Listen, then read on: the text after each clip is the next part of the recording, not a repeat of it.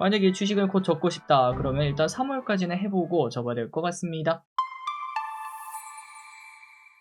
네, 안녕하세요. 주식은 역시 기리기리세 기리십니다. 안녕하세요, 기리분들. 자, 오늘의 경제 공부 또 한번 해보도록 하겠습니다. 같이 공부하시죠. 렛츠 기리. 첫 번째입니다. 고용 서프라이즈 소식. 자, 어제까지만 하더라도 우리가 같이 공부한 내용은 분명 고용이 안 좋을 것 같다. 안전벨트 매자. 뭐 이런 얘기가 좀 많지 않았겠습니까? 야, 그런데 뭐 그냥 반대입니다. 너무나 서프라이즈가 나와서 어제 또 증시가 안 좋았다고 하는군요. 자, 미국에서 고용지표가 발표되었습니다. 고용이 예상보다 더 견조했고요. 신규 고용을 7만 건 정도로 예상했는데 13만 건이나 증가했다고 합니다. 그러다 보니까 또 시장에서는 깜짝 놀랐습니다. 야, 이거 이렇게 경제가 좋은데 금리 인하를 왜 하냐라는 얘기가 나타나며, 그리고 또 그런 상황에서 소프트웨어 산업 우려가 또다시 이어지며 소프트웨어 관련주들이 하락하는 모습이 나타났다고 하네요. 그리고 또 이 와중에 이란 간의 긴장감이 있는 가운데 두 번째 항공모함이 이란으로 출항을 준비 중이다. 뭐 이런 소식과 함께 유가도 급등하는 모습이 나타났었습니다. 다음입니다. 우리나라 반도체가 난리가 나고 있습니다. 반도체 사이클 최소 내년까지.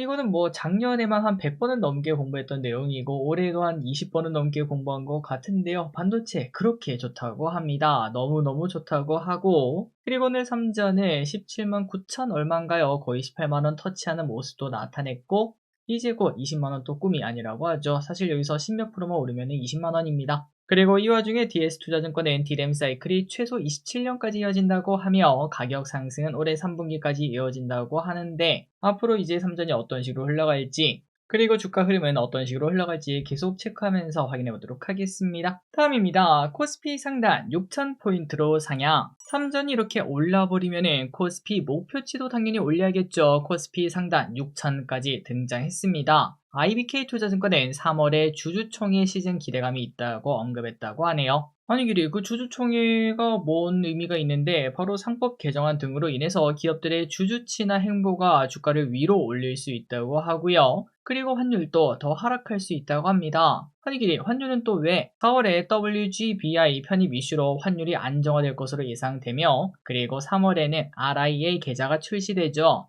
그때가 되면은 결국은 달러 매도 그리고 원화 매수 흐름이 나타날 수밖에 없어서 단기적으로 환율이 안정되면은 결국 증시가 조금 더 좋지 않겠냐, 3월달엔 꽤나 기대를 해도 되지 않겠냐라는 얘기가 나왔습니다. 실제로 그렇게 될까요? 만약에 주식을 곧 접고 싶다 그러면 일단 3월까지는 해보고 접어야 될 것 같습니다.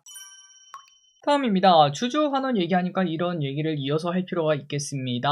여기저기서 호실적이 나타나면서 주주 환원책이 언급이 되고 있는데요. 파격 배당 소식도 들려오고 있죠. 자, 첫 번째 주인공 바로 오리온입니다. 오리온 왼쪽에 주가 보니까 요즘 심상치 않은데요. 주당 배당금을 기존 2,500원에서 40%나 늘린 3,500원으로 결정했고, 배당소득 분리과세 적용 대상인 고배당 기업 요건도 충족했으며, 그러다 보니까 시장의 선택을 받고 52주 신고가를 기록했다고 합니다. 그리고 알테오젠입니다. 알테오젠 또 배당을 준다고 하는데요. 야, 이거 배당 주는 바이오는 진짜 처음이야. 뭐 이런 얘기가 나올 수 있을 것 같은데 200억 규모의 현금 배당을 결정했습니다. 24년 흑자 전환, 그리고 작년에는 1,100억 규모의 영업이익을 달성하면서 최대 실적을 보여줬고, 앞으로도 계속 돈을 벌면서 주주환원책도 지속적으로 추진한다, 이러한 이야기를 밝혔다고 하네요. 자, 그리고 KB금융이 지금 너무나 뜨겁습니다. 야, KB금융이 이렇게 올라되나 싶을 정도로 오르고 있는데요. 올해 30%나 오른 거 알고 계신가요? 호실적 자사주 매입과 소각, 배당으로 주주환원을 높이면서 주가가 계속 재평가를 받았고 꾸준히 상승하고 있습니다. 작년 3분기 기준 KB금융의 주당 순자산은 16만 4,500원인데 어제 이 가격을 넘어서면서 드디어 은행주 중에서 처음으로 PBR 1배를 돌파했다고 합니다. 자, 이때까지 은행주 같은 경우에 PBR 1이 넘는 건 사실상 불가능이었거든요. 과거에 저기듯이 제일 처음에 이제 주식 시작했을 때 가치주 막 공부하면서 막 그런 식으로 보통 시작하지 않겠습니까? 막 가치주, 저퍼주, 저PBR주 이런 거 볼 때 항상 저PBR에 조선이랑 은행 이 두 놈이 있었는데, 그런데 지금은 저 PBR주라고 말할 수 없겠습니다. PBR 한 배를 돌파하는 모습을 보여줬다고 하네요. 그리고 이제 이런 식으로 PBR 한 배를 달성하자 증권가는 이제야 제대로 가치를 인정받고 있다. 전 세계에서 PBR 한 배를 합의하는 국가는 우리나라밖에 없었다라는 평가를 내렸다고 합니다. 다음입니다. 잘 나가는 거는 KB금융만 있는 게 아닙니다. 한국금융지주가 역대급 실적을 발표했다고 해요. 증권가에서 목표가를 줄상향하면서 신고가를 경신했습니다. 한국투자증권의 업계 최초로 순익 2조 클럽에 가입하며 호실적을 내놨다고 하고요. 높은 자기자본 이익률과 업계 최대 수준의 자본 규모,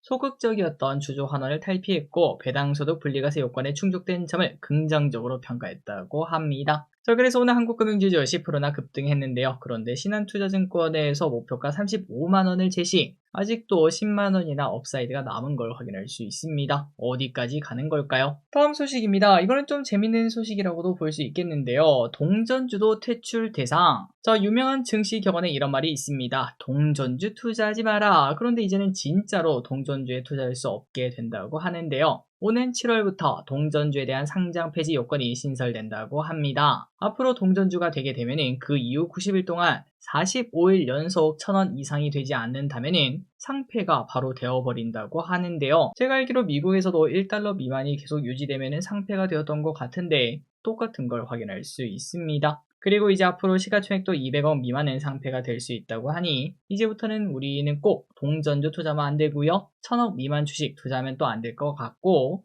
4년 이상 적자 기업 당연히 금지를 해야 될 것 같습니다. 자, 그리고 참고로 이런 식으로 동전주가 퇴출된다고 하니까 재미있는 현상이 주식시장에 나타났습니다. 왼쪽에 보다시피 오늘 상한가가 많은데요. 그런데 그 안에 동전주가 하나, 둘, 셋, 넷, 4개나 이렇게 위치한 걸 확인할 수 있습니다. 그 이유가 뭘까요? 맞습니다. 이제 몇몇 기류분들 눈치채셨을 것 같은데요. 동전주가 상폐가 된다고 하니까 이거 어떻게든 주가를 올려서 지폐주로 바꾸지 않겠냐 이런 기대감이 나왔다고 합니다. 대박이네요. 다음입니다. 얼마 전에 충격적인 삼성전자 하한가 사태 기억나시나요? 어떤 증권가에서 이제 주문 실수로 하한가가 나타나는 그런 모습이 나타났는데 그런데 이거 거래소에서는 이런 일이 생기지 않죠. 넥스트레이드의 단점이었다고 말을 해볼 수 있습니다. 그런데 앞으로 넥스트레이드에 이러한 비판이 좀 많이 나와서일까요? 앞으로는 막는다고 합니다. 이제서야 막네요. 자, 넥스트레이드가 이제 VI 시스템을 변경한다고 하며 오는 9월부터는 가격 변동에 브레이크가 걸리게 되어 차트가 뭐 엄청나게 깨지는 요즘 막 그런 경우가 좀 많지 않겠습니까? 그런 부분을 어느 정도는 해소할 수 있겠습니다. 다음입니다. 노란봉투법이 다가온다. 지금 로봇주가 좀 눌려있는 상황인데요. 그런데 일각에서는 설 지나고 나면 로봇주가 슬슬 올라갈 것이다 라는 이야기가 솔솔 들려오고 있습니다. 그 이유는 바로 노란봉투법인데요. 자, 노란봉투법이 3월 10일에 시작하게 된다고 하며 작년 초였죠. 노란봉투법 이야기가 나오면서 로봇주가 급등하기 시작했던 거 그게 드디어 시작한다고 하니까 한 번 더 수익 기대감이 나타나지 않겠냐, 짧게라도 오지 않겠냐 이런 얘기가 들려오고 있습니다. 자, 그리고 이거는 뭐 참고로 하시면 좋을 것 같은데요. 저도 그냥 궁금해서 찾아봤습니다. 참고로 노란봉투법, 왜 노란봉투법인가 하고 봤더니 과거 2009년인가 그때쯤 쌍용차 파업이 있었다고 합니다. 그래서 쌍용차 노조원들이 77일간 파업을 했었고 그런데 그 이후에 법원이 쌍용차 파업에 참여한 노동자들에게 손해배상액 청구를 했다고 해요. 그런데 그런 상황에서 한 시민이 노란색 봉투에 성금을 넣어가지고 그 노동자들에게 전달을 했다고 합니다. 거기서 이 노란봉투법이라는 이름이 유래가 되었다고 합니다. 자, 그렇다면 노란봉투법이 뭔데? 크게 딱 두 가지가 있다고 하는데요. 첫 번째는 노동조합에 대한 손해배상을 제한하게 하는 거. 방금 전에 봤다시피 이제 77일간 파업을 했는데 회사 쪽에 이제 피해를 좀 끼쳤다. 이러한 이야기 때문에 손해배상이 청구가 되지 않았겠습니까? 그런데 그거를 어느 정도는 제한하게 하는 게 첫 번째 노란봉투법의 의미고 그리고 두 번째는 사용자의 범위를 지금보다 더 넓히는 게 주된 골자라고 합니다. 어쨌든 이 노란봉투법이 3월 10일에 시작하게 되는데 결국 이것 때문에 로봇화가 조금 더 많이 되지 않겠냐, 사람보다 로봇을 쓰는 시대가 오지 않겠냐 이런 얘기가 나타나면서 수익 기대감이 나온다고 하네요. 자, 그래서 왼쪽이 레인보우 로보틱스 급등 후 오른쪽으로 기어가는 모습 주봉이고요. 그리고 일봉을 봤을 때 코스닥 2등과 코스닥 3등의 로보티즈와 현대 무벡스입니다. 오른쪽으로 기어가는 모습을 나타내고 있는데 무벡스 차트가 조금은 안 좋은 모습, 개인적으로 그냥 차트만 봤을 때는 레인보우 로보틱스와 로보티즈가 조금 더 유리한 차트가 아닌가 이런 생각이 드네요. 한번 어떻게 될지 보도록 하겠습니다. 다음입니다. 북한이랑 대화할 수 있어. 최근 북한 관련 이야기가 설설 들려오고 있습니다. 국가정보원에서는 조건이 충족되면 충분히 북한이 대화에 호응할 수 있다고 하는데요. 그렇다면 그 근거가 뭡니까? 지금 북한은 ICBM 발사도 안 하고 있고 트럼프 비방도 안 하고 있는 게 그 증거다. 일말의 가능성은 있다. 뭐 이런 식으로 표현을 했고 오늘 대북주 조금 관심을 받았습니다.